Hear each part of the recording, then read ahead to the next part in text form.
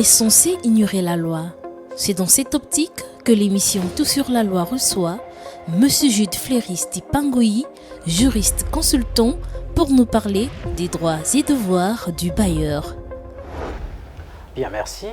Juriste, je prends juriste, c'est quelqu'un qui a la connaissance des règles, je vais dire juridiques, qui régissent la société.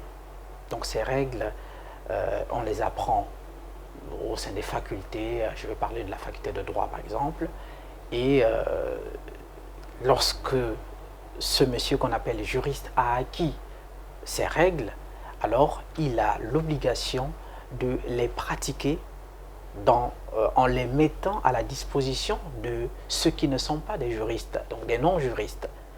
Et ils sont nombreux, hein, les juristes ils sont nombreux, c'est plusieurs catégories.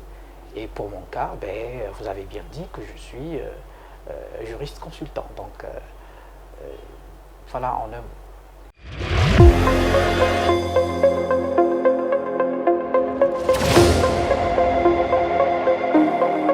Bien, un bailleur, le plus simplement possible, hein, c'est quelqu'un qui a un bien immobilier dans ce contexte-ci, qui a un bien immobilier et qui le met à la disposition d'un preneur qu'on appelle un locataire ou oui, je l'ai dit, un preneur, et moyennant le paiement d'un prix, soit mensuel, il peut être mensuel ou trimestriel, pourquoi pas annuel.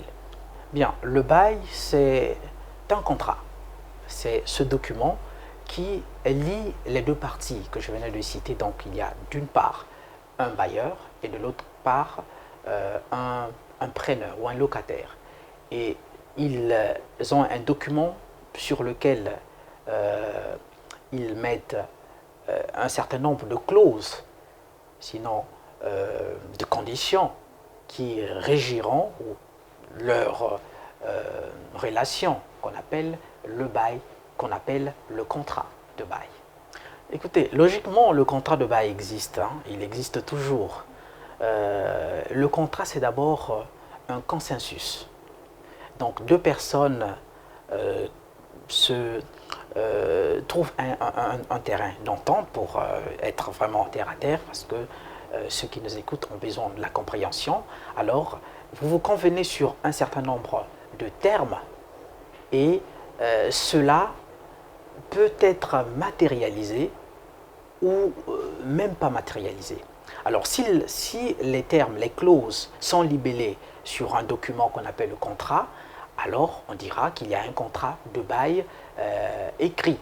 Mais si vous n'avez pas écrit, vous n'avez pas libellé cela sur un document, un support écrit, il existe quand même, mais il existe sous forme de consensus parce que vous êtes convenu sur la chose et sur le prix, c'est-à-dire le bien que l'on met en location et le loyer, le prix que l'on paye pour ce bien-là.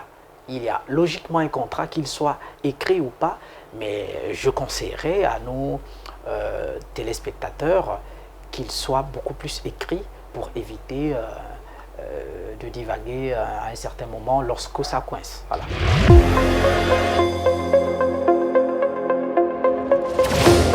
Le bailleur ou le logeur, comme vous le dites, a plusieurs obligations, parmi lesquelles nous allons les citer pêle-mêle. Il y a l'obligation de livrer un logement décent, il a l'obligation de veiller à la jouissance, hein, à la tranquillité de logeur, il a un certain nombre d'obligations liées aux réparations du bien loué, ainsi de suite. Donc il y a plusieurs obligations, mais ces obligations doivent être, raison pour laquelle j'ai dit que c'est toujours mieux d'avoir un contrat écrit, au lieu qu'il soit consensuel, mais quand c'est écrit, mais c'est au sein de ce contrat, au sein de ce bail, que l'on retrouve des clauses, un certain nombre de clauses ou conditions que l'on pourra revérifier un jour si besoin y est. Le logeur ou le bailleur ne devrait pas, s'il n'est pas au sein de la... Parce qu'il faut dire qu'il y a des bailleurs qui vivent carrément au sein la même parcelle que les logeurs ou les locataires. Bon, prenons le cas où il n'est pas là. Ben lui, il devrait venir parce que c'est son bien, de toute façon, c'est son bien, il peut venir. Mais si vous avez un contrat, comme je l'ai dit, un contrat, au sein de ce contrat, il doit avoir une clause expressément prévue pour, à une certaine, où vous prévoyez qu'à une certaine période, il devrait passer pour se rendre compte de la façon dont vous jouissez de vos droits, mais aussi la façon dont vous, comment vous dire ça, je ne veux pas dire garder, mais sinon, comment est-ce que son bien est conservé. Voilà. Mais ces clauses doivent être libellées dans le contrat. On sait que tous les 6 mois, par exemple, il devrait passer. Mais ça ne veut pas dire que c'est tous les 6 jours.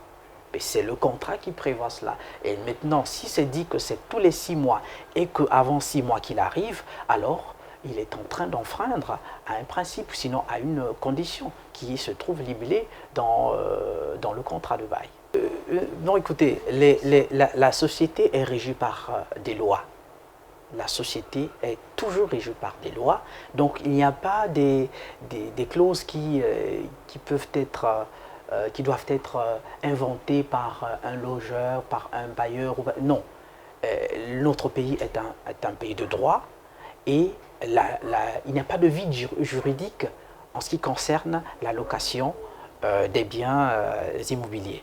Nous avons une loi, c'est la loi datant de 2012, 12 décembre 2012, et c'est notamment la loi numéro, la loi numéro 37, si ma mémoire ne me fasse pas compagnie, la loi numéro 37, du 12 décembre 2012, qui établit des garde-fous. Permettez que j'en parle en termes de garde-fous, pour que les uns et les autres ne tombent pas dans le non-droit, dans l'illégalité, quoi. Voilà.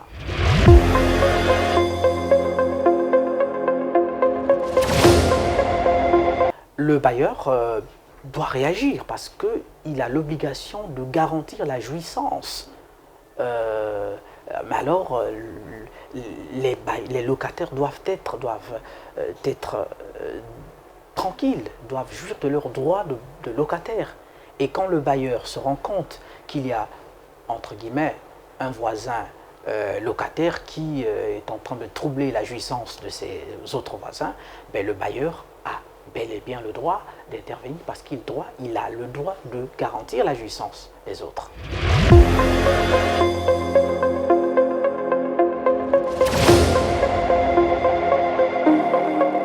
Non, le logeur n'a pas le droit, mais ça se fait de façon consensuelle, ça se fait de façon...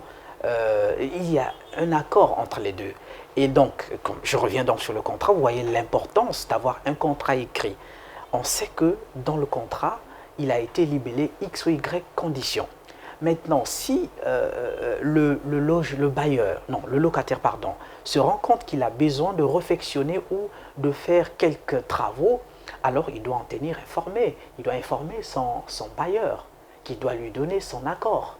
Si ça ne rentre pas en ligne de compte des travaux tels que les dicte la loi, qu'elle soit nationale ou dans le cadre de l'OHADA ou l'acte uniforme de l'OHADA, il y a des travaux qui reviennent, qui incombent aux bailleurs, notamment les grands travaux comme les murs, les poutres, les toitures, les fosses septiques. Ça, c'est à la charge du bailleur.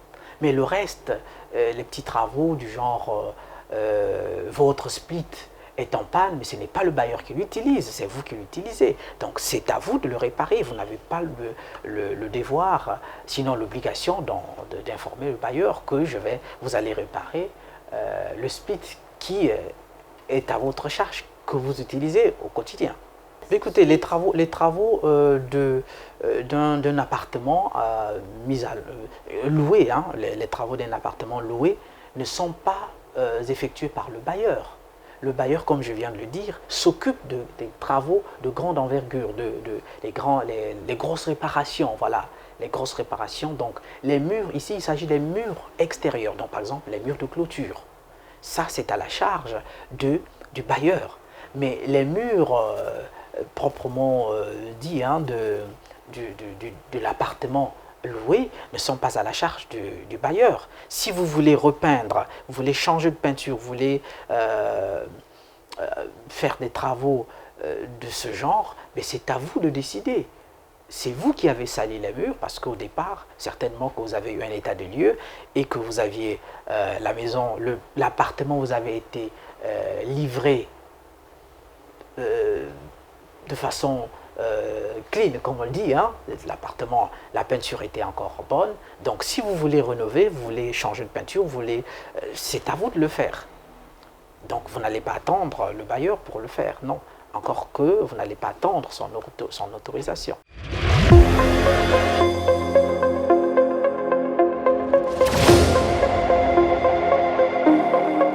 Ah non, ce n'est pas du jour au lendemain, hein, parce que un bailleur a fait un songe, je ne sais de quelle façon, et qu'il se pointe devant votre porte, pour la porte de votre appartement, pour dire que à partir de maintenant, le loyer a augmenté. Non, ça ne se fait pas comme ça. C'est d'un commun accord et ça se fait, c'est prévu. On sait que vous avez pris l'appartement, vous louez l'appartement pour 1 an par exemple, et il y a une clause que vous prévoyez au sujet de la révision du bail et de votre loyer. Et on sait que c'est tous les 2 ans par exemple, ou chaque fin d'année, vous revoyez le loyer. Donc ce n'est pas un matin, 6 mois après, que vous venez pour dire, bon écoutez, ce n'est plus 100 000, c'est maintenant 300 000. Ça ne se fait pas. La loi est claire là-dessus. La loi que je venais donc de vous citer, notamment celle de 2012.